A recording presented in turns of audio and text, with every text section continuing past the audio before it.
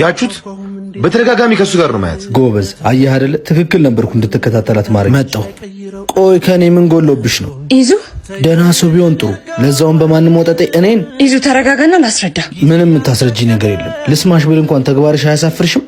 ወይስ እንደለመድሽው ለውሸትሽና ላለመታመንሽ ምክንያት ልትፈጥሪ ነው እንደለመድሽው ትሰሚኛለሽ እኔ የኔ ወንድም ተረጋጋ እንጂ አተ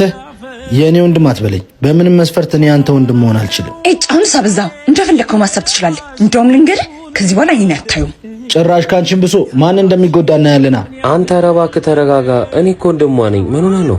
ምን እንደምትወዳት አውቃለሁ በሆነው ባልሆነው መጠርጠርና መቅናት ግን እሷን ያሳጣል እንጂ አይጠቅምም ይቅርታሺ ይዙ አገኛታ እንደነገርኩ ነው አይደል ልቀቀኝ እኔ እናንተ በኋላ እናወራለን ምሩ